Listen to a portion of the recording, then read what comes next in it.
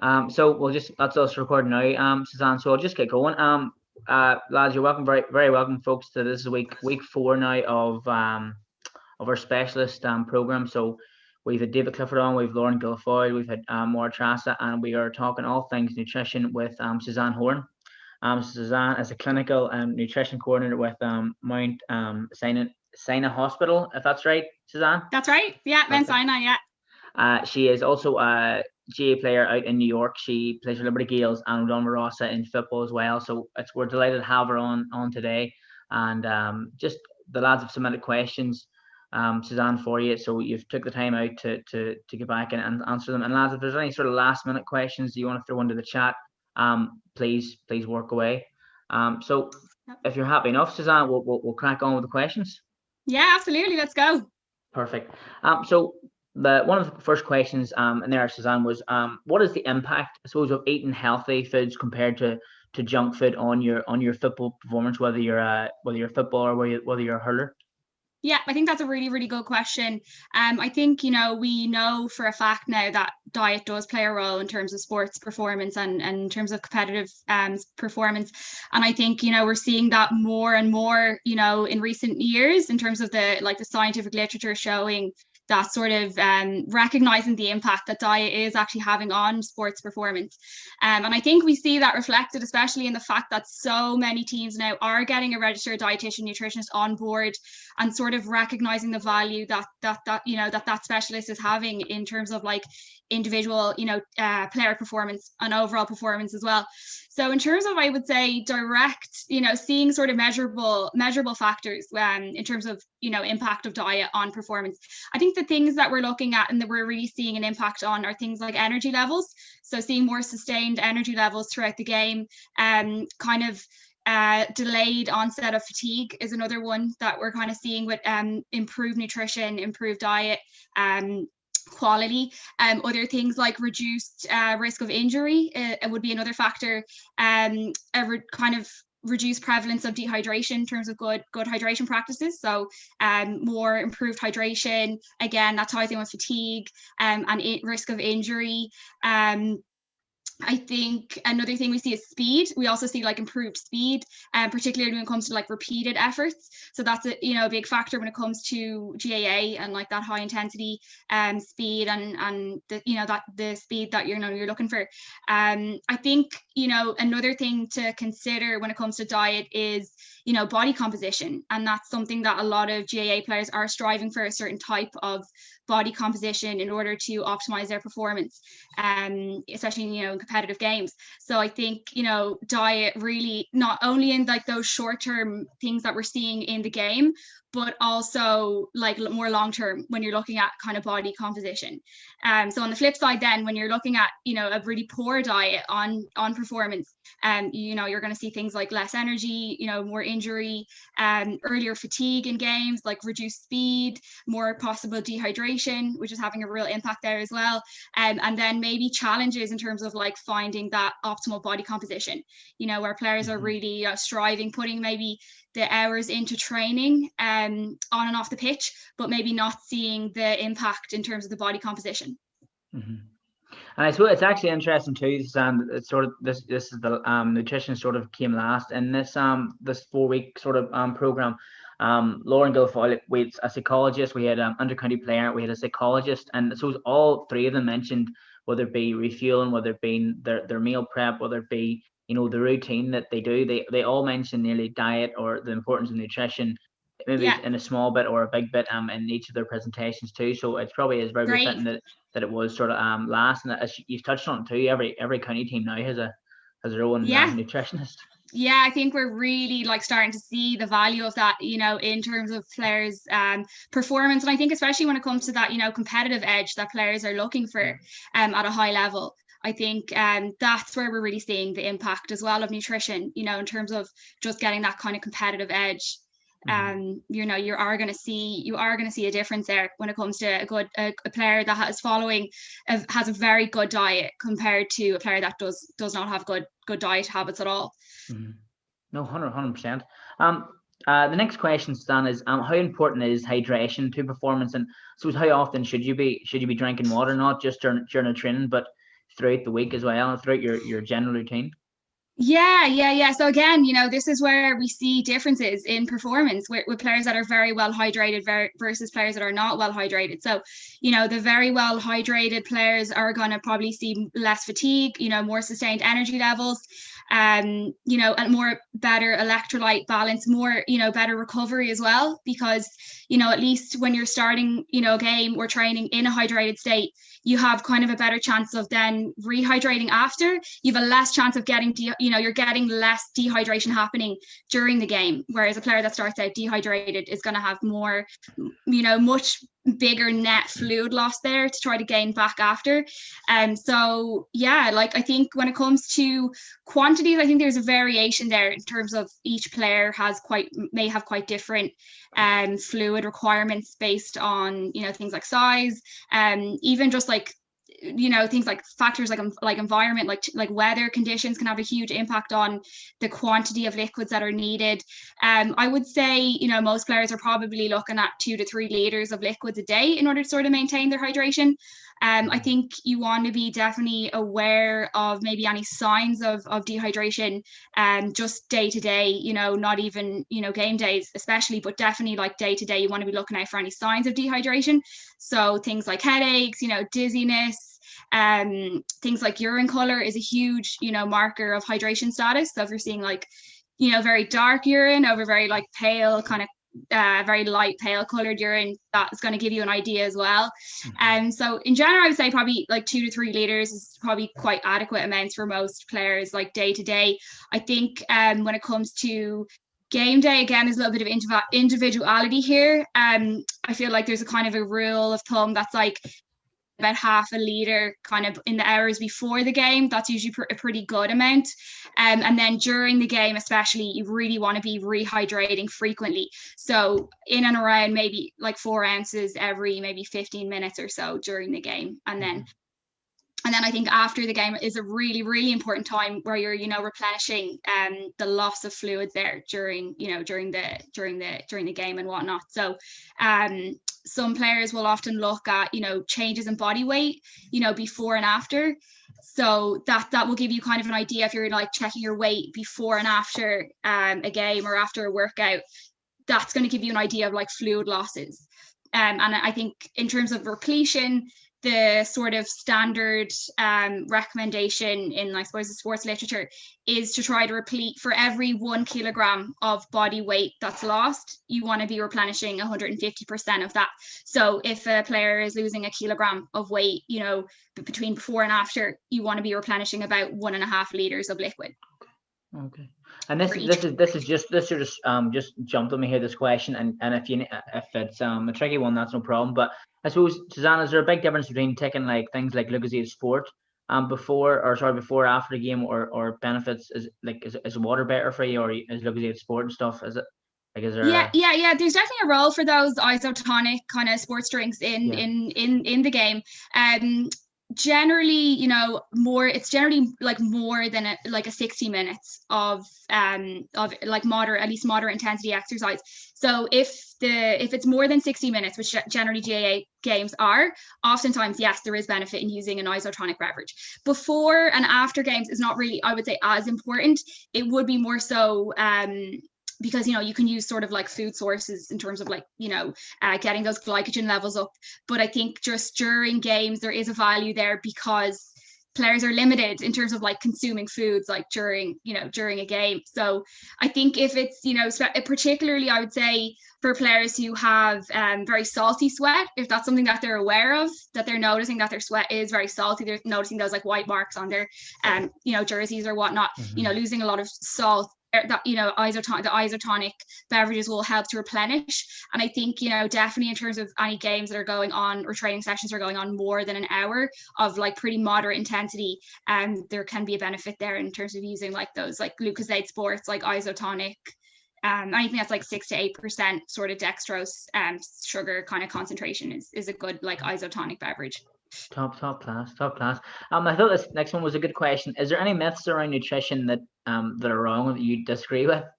Yeah, so just in general, there's so many myths when it comes to nutrition, but when it comes to, I suppose, Sports nutrition, probably some of the more common ones that will come to mind would be, I think a big one is protein intake, and that sort of the more protein the better when it comes to muscle gain. I think that's really a misconception. I think a lot of players just think that, you know, pumping the protein, like, you know, more and more and more protein, you're going to get like direct muscle gains from that, which really is not true. So generally speaking, like protein above what your requirements are, your you know, your body requirements for protein, that protein is going to either be, you know, stored as stored as energy, used as maybe an energy source, or broken down by your body. So I think we're seeing more and more now the benefits of sort of like the quality of the protein and the timing when it comes to protein intake, that, you know, you're going to probably see much more results in terms of getting good timing with your protein intake and the quality of your protein versus just trying to like increase as high as you can go in terms of like protein intake. That would be a big myth. I think another one is just the value of possible like sports performance supplements. I think there's a lot of sort of misconception about like the benefits that they can provide, just like sports supplements, you know, things like protein shakes, things like that. I think there's a value there in filling in like gaps sometimes with players' diets, but I think that there's sort of often a misconception in terms of how much they compensate, or like what exact benefits they're having. And I think a lot of players often think that that will compensate for a bad diet. Like a supplement can really compensate for a poor diet, which just isn't the case at all. And just when you say about protein intake and when you take it, is it supposed to be, if I'm when it's in my head, it's supposed to be 30 minutes during or after like a workout or a training? Is that the? Yeah. So generally, just for just daily in terms of protein intake, you want it to be really spread out throughout the day. So we see more benefit in that. We see much more benefit in terms of muscle recovery and muscle gain, like muscle, if you're trying to like get muscle growth, when the protein is more like sort of distributed over the day. So maybe like three meals, and maybe like even protein in 1 or 2 snacks. Versus maybe just getting like all of your protein in at 1 or 2 meals, which is for a lot of people, they're maybe skipping breakfast, and then they're maybe not even eating protein at lunch, and then only getting protein in at dinner, you know, and maybe that's a big chunk of protein they're getting in at that time. But, you know, there is a limit on how much your body can absorb with protein. So there's often not much benefit in having like that massive piece of meat or steak or whatever it is versus spreading it out evenly over the day. So yeah, and then you mentioned like after a workout. So yeah, that's very true. So like you definitely want to be getting the protein in terms of like after a workout, and this is like particularly with things like, you know, that like higher strengthening workouts, things like that, like gym workouts.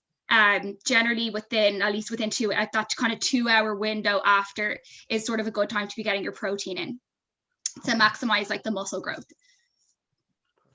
Perfect. You really know your stuff. Fair play. No, this is really interesting.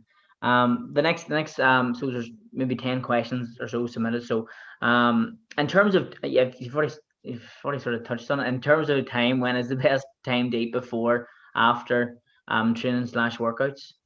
Yeah, so timing is really important. So this is one thing that players, you know, if your kind of timing is off with your meals, you're really not getting really the full benefit of the nutrition on your performance. So timing is really, really important. And this will be sort of individual for each person, depending on like what kind of time they can like you know, based on like schedules, things like that. But in terms of just general meal timing, generally like kind of every 3 hours is usually pretty good, just in terms of the quantity of calories that most GAA players need, like young GAA players need in the day. You do really want to be eating regularly in order to meet your calorie and carbohydrate needs. So every 3 hours is usually pretty good. If you're eating like frequently throughout the day, like every 3 hours, maybe 3 meals and 3 snacks, that kind of usually works quite well in order to meet calorie, carbohydrate needs. I think before training, before workouts, you want to be a bit more careful with your meal timing, just because you don't want to end up with like things like cramps, indigestion, you know, GI upset, things like that, upset stomach. So generally it takes about 3 to 4 hours to digest a large meal. It takes about 2 to 3 hours to digest a smaller meal, and then about 1 to 2 hours for a snack. So kind of that's where you want to really look at the timing and like what, you know, in terms of like the times of your games or training sessions, and then like what, you know, are you having a massive heavy meal before a training session? You know, that's not going to be a good idea. So, you know, 3 to 4 hours before for a big meal, if you're eating a big meal, about 3 to 4 hours before. So if you have let's say you have an afternoon training session or an afternoon match, you know, 9 o'clock, or, you know, you want to be having your breakfast, a good like high carb meal, and then probably like within, you know, 2 hours, maybe 2 hours before is when you want to replenish with a high carbohydrate snack. And then post workout, if you can get, you know, a high carbohydrate food or liquid in within 30 minutes after, that's going to be very beneficial. And then maybe 2 hours after that, subsequently, to get like a meal in about 2 hours after that. Top class. And I suppose that, you know, it's important, you know, the timings of when you eat, but it's, you know, it's important. I suppose we talked at the start there, healthy meals, but this came in quite a lot from a few of the lads. Like, what is so say the day before a game and you're is it carb or whatever it is you're eating, what would you recommend the day before, say a big match? Yeah. So your carbs is really crucial there. Like your carbohydrate intake, that's where you're loading up, you know, on your carbohydrate to really make sure that you're maximizing your glycogen, which is like your energy stores that you're going to be using for that game the following day. So complex carbs are going to be very important the day before. Those are really your high quality, kind of like healthy carbohydrate food. So things like your grains, so like your, you know, whole wheat bread, your whole wheat cereals, things like brown rice, whole wheat pasta, starchy vegetables like potatoes, beans, lentils, legumes. Those are all kind of like high starch vegetables. And things like your fruits, you know, those have a lot of healthy carbs as well. Your dairy products, milk, yogurt, those are going to be high carb as well. So, you know, those like high quality, you know, complex type carbs are going to be very beneficial the day before a game. So, you know, the high carb meal is really important. You know, just like in terms of like your micronutrient needs, like fruits and vegetables. So you definitely want to be trying to get in, like, you know, some fruits and vegetables with each of your meals, you know, before a game, and, you know, just kind of getting that balance there as well with like protein. So, you know, although like the carbs is probably the most important thing, you know, the day before a game, you still want to be getting like healthy protein in as well. Like lean protein. So things like grilled chicken, you know, turkey, very lean red meat, things like eggs, again, yogurt, milk, you know, that's all like lean protein, beans, lentils, things like that. You've rolled off a list there, so that's perfect, Suzanne. And then would it differ much between compared to the day before, say the morning of or the afternoon, if your game's in say the late evening or whenever that is? Yeah, so like game day can be a little bit different depending on what time your meals are at. So, you know, morning time, you know, if you have about at least 3 hours before the game, you know, you should be okay with those sort of more complex high fiber carbs. So like the whole wheat toast, you know, the brown, if it's like, you know, lunch, if you're having like an early lunch and your game is later on at night, you probably should be okay with things like whole wheat rice, brown rice, you know, those like more complex carbs. The closer it gets to a game, the more careful you want to be with that, especially when it comes to high protein and high fat, because those foods are going to take longer to digest relative to carbohydrate foods. So things like very fatty, high fat foods and snacks, or very like high protein intake in a few hours before a game is often not a good idea, just because it's going to take longer to digest and it could be still sitting there. You could end up getting like, you know, upset stomach, cramps, things like that. So, you know, more simple carbs closer to the game time is good, and that's where sometimes just like a snack can be really helpful. So like if you're kind of doing like a healthy breakfast with high carb breakfast, lower in fat, kind of a little bit of protein is fine, not too much, and then closer to the time, really just carbs is good. Like pre-game, an hour or two before, if you're going for that high carb snack, something like a yogurt, you know, a piece of fruit, a granola bar, you know, dried fruits, those are kind of good, kind of more quick releasing carbs that will give you that little boost of you know, topping up those glycogen stores before the game, and should kind of be digested by the time it comes to, you know, game time. Brilliant. I'm even picking up with things myself here, so that's even Even better. We're into the last, I suppose, three or four questions here now, Suzanne. So it's been Okay. brilliant so far. So so for putting on weight, and you've already sort of touched on it. What are the best foods to eat? So it's obviously protein, but Yeah. what form does those foods take? Yeah, so for putting on weight, I think there's, and again, players are always going to be thinking about protein here, but calorie needs are really important. So, like, if you're not getting enough calories, eating all the protein is not really going to help you to gain weight or gain muscle weight because, if you're not getting enough calories in, then that protein is being used as an energy source versus being spared for muscle gain, for muscle growth. So I think getting your calorie intake through, that's going to be from different macronutrients like your carbs, your fats, your protein. So, you want to kind of have a good ratio there of, whether it's, for I suppose for GA players, probably talking 55% of your energy coming from carbs, maybe 20% coming from protein, maybe 25% coming from fats. So you want to have a good ratio of the different macronutrients. And you want to make sure that, that those meals are balanced, that you're getting enough calories in. Protein is going to be really important as well. So that's where you want to get that protein, which is usually for most people is, GA players is probably in and around 1.2 to 1.8 grams per kilograms. So if you're meeting that protein need and you're getting it distributed throughout the day through high quality protein sources, meeting your calorie needs, you should start to see that sort of muscle gain, in conjunction with training and putting the training in. In terms of specific foods, so when it comes to your healthy carbohydrate foods, that's where we kind of touched on this already, but those are all your whole grain your whole grain foods, your fruits, your starchy vegetables, your dairy products.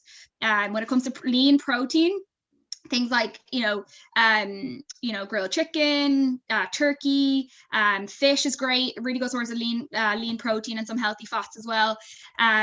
If it's red meat, you just want to try to keep it lean, so you want to be going for more like leaner cuts of red meat versus like the sausage, the bacon, the more heavier kind of more high fat.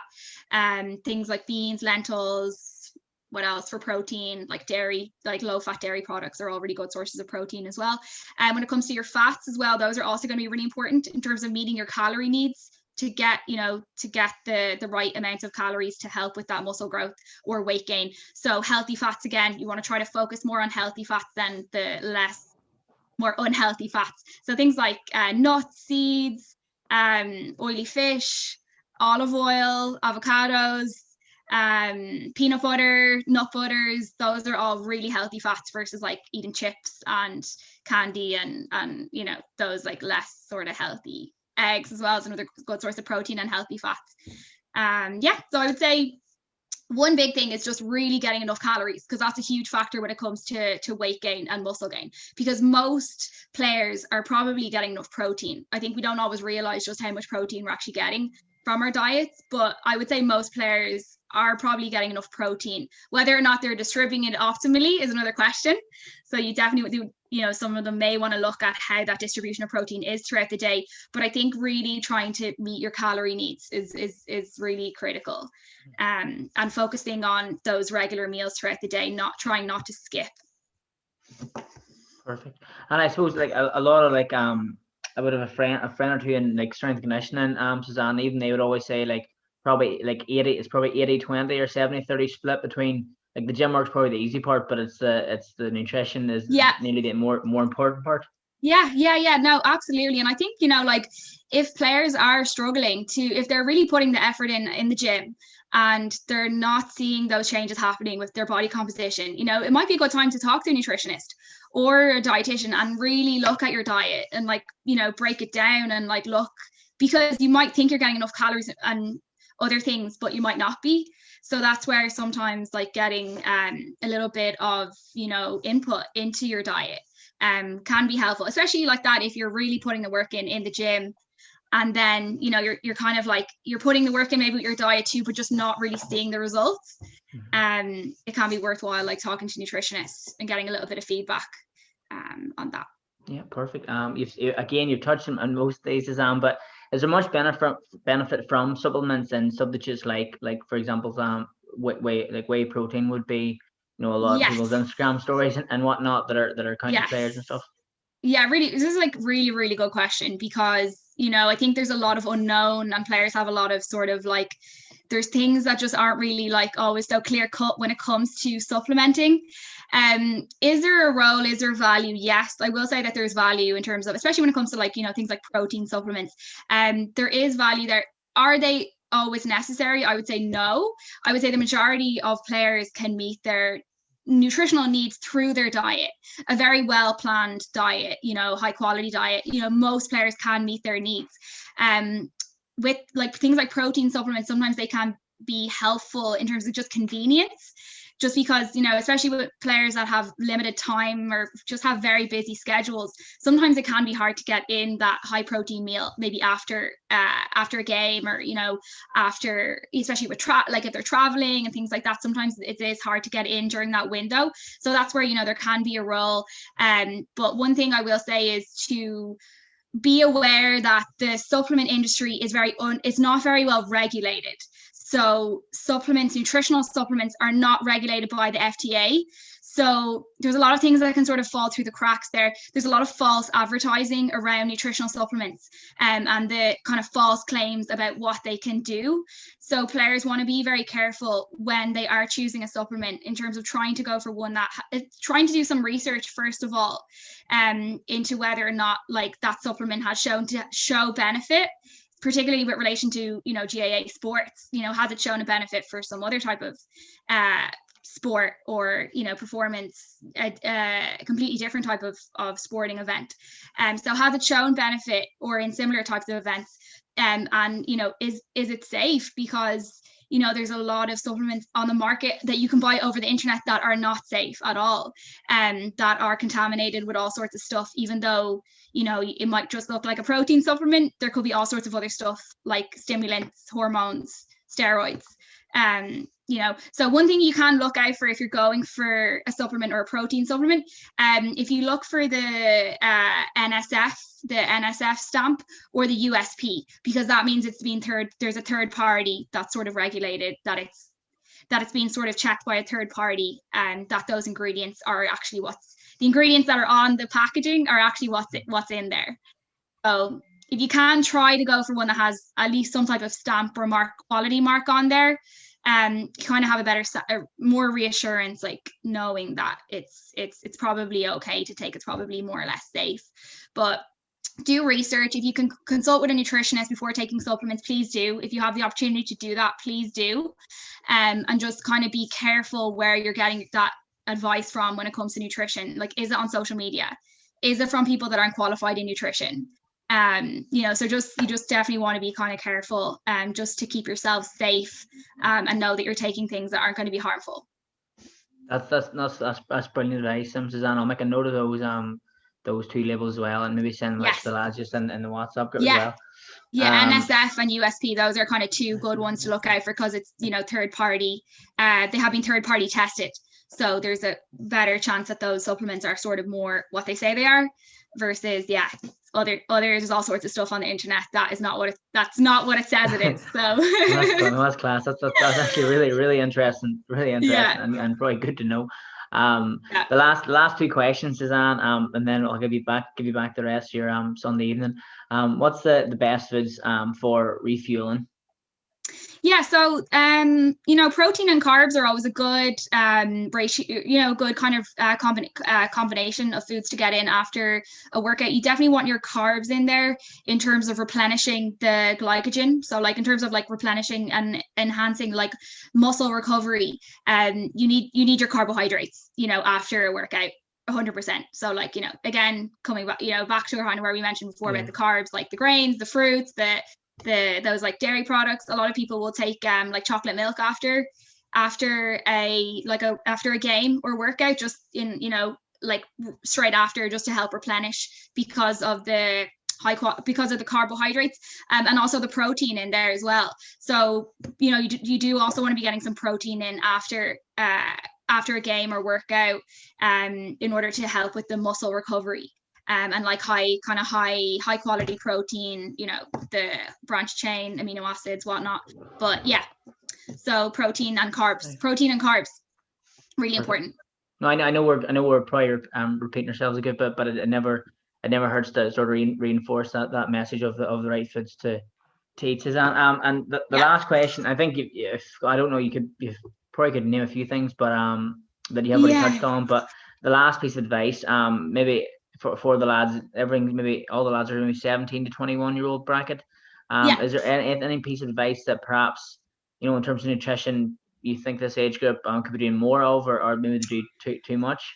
Yeah, I think kind of going back to what I said before about like the quality and the timing of the meals, I think, to really look at that in terms of like, because I think, it's easy to just sort of skip meals or not really recognize like the value that those meals are maybe providing, especially in like maybe the days even before a game, sort of like really like focusing on that. So I think like, I think planning your meals, like with the meal prep, like I think really planning your meals ahead of time is always going to be helpful, is always going to be very beneficial.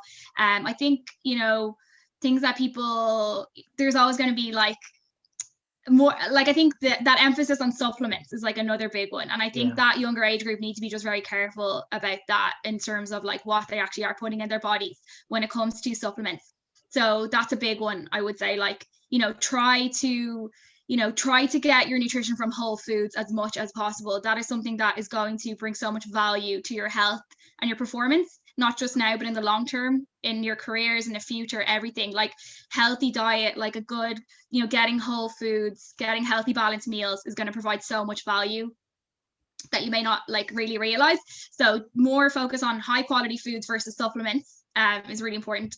In terms of too much, I would say probably, I don't know. I'd say, definitely fruits and vegetables is another one that people are always missing out on. So, because there's so much focus on carbs and protein in sport, sometimes people don't always, they don't always think about the fruits and vegetables, but remember that they're also providing a lot of nutrients that you need as a sports player, like in terms of the micronutrients and like antioxidants, those, you do need for repair, like, any kind of exercise is putting a stress on the body. So getting like micronutrients from fruits and vegetables is going to help as well with your health and your sports performance. So try to eat fruits and vegetables if you can. And yeah, watch out for sugary drinks, because I think that's like another culprit when it comes to processed foods and processed like sources in the diet. I think just be careful what you're drinking. Try to drink enough. Focus on water. Focus on water is number one when it comes to hydration. So really focus on that, and try not to drink too much alcohol. I know it's 21 and over in the US, but we all know that when it comes to excesses within the GAA world and whatnot, alcohol can often play a role as well. So we'll say no on. This has been recorded. We'll say no on. Yeah, so just watch that. Stay safe. And is that one too? Sorry, just when you've mentioned like caffeine drinks. So is it more so like the likes of Red Bull will give you much of a buzz that'll last maybe 15 minutes, and then you'll like feel a real down after that? Yeah, I mean, there's some benefit for caffeine for sure. We're seeing more of that in the sports, like in the literature, in terms of like caffeine. I think the problem with a lot of those like drinks is that they have a lot of other stuff in there as well. Like they're high caffeine, they're very high sugar. They're not always great in terms of when you are pushing your body to like work at a very high level and trying to fuel yourself with sugar and caffeine. It doesn't, for a lot of people, they can have like reactions to that much having multiple stimulants like that, where it's like sugar, caffeine, and then other things that are vitamins that are added in there to boost sort of energy. We don't really see much value with those like sports, those types of drinks, those energy drinks within sports. I think there's a risk there as well, in terms of like over consuming caffeine and sugar, and then having like all sorts of things like heart palpitations and whatnot when you are pushing your body to a high level of intensity. So yeah, most of the time, you really want to try to be avoiding those like high energy drinks like Red Bull. Caffeine though, caffeine, there's a little bit of shown like benefits there, but you just want to be very careful with the doses that you're taking, especially when it comes to like caffeine supplements. I wouldn't recommend those, but when it comes to like drinking caffeinated drinks like coffee and tea, there is some benefit there, I think, for pre-game, but you're weighing it up, because if it doesn't agree with you, it doesn't agree with your stomach, it's not going to help. Yeah, no, that's perfect, Suzanne. That was a lot of useful information. And hopefully, if they take one or two things away from that, then listen, we'll definitely call that a success. And I know there'll be a lot on watching this, watching the recording after. So listen, thank you very, very much for your time, Suzanne. If there's any lads, if you have any questions, for Suzanne, now's the time just to send them in. Yeah, absolutely. And if you haven't, then maybe I'll give it a few seconds in case anybody has any questions. But no, you just sort of touched on it too, Suzanne, about even outside of sport. But I maybe feel it now more because I'm getting a bit older, but like there's some difference between like eating like a chippy or a friggin' McDonald's, whatever it may be, compared to making your own sort of food too, and the way you feel after, like your own sort of talk about mental health and stuff. But like there's a big difference now, especially. I don't know if that's an older age or what that is. I think to be honest, I think you're right. I think I think players like also feel the difference. I think most players will say they feel a difference when they've eaten even just like in performances, like when they've eaten the day before, when they've really hydrated themselves well, when they've gotten those healthy carbs in, eating regular meals throughout the day, versus having like that fast food meal the night before a game and sort of expecting to feel great and on form the next day. I think players will see the difference. I think players generally will feel, and most people in general will feel the difference when they are fueling their bodies with good nutrients versus trying to fuel themselves on processed foods. So I think it's great that people are recognizing the value of nutrition. But definitely as you get older, I think you notice it more in terms of even just for recovery. I think that you're notice that you're really feeling it more as you get older. You feel the benefit more of a good diet on your health and just overall kind of wellness. No, I completely agree, and I think I think there's no more questions sent in, so I think that's a good way to leave it for tonight as well. So last just say, Suzanne, thanks very much for your time. I know I sent them questions to you. I said Wednesday, it was Friday by the time they were sent over. And you get through them all more tonight. So thank you very much for your time and you never putting together. This is one of the most they've all been useful chats, but this has really been good just from a nutrition standpoint, Suzanne. So thank you very, very much. Yeah, no, absolutely. And thanks so much for having me. It was it's just really great to be involved. And again, if during the season, if you want to do this again, I'm happy to do it. Perfect, Suzanne. And best of luck in the ladies championship and the Camogie championship this year as well. Thank you. Hopefully we'll have you back soon, Mickey. Good stuff. Bye. Fingers crossed.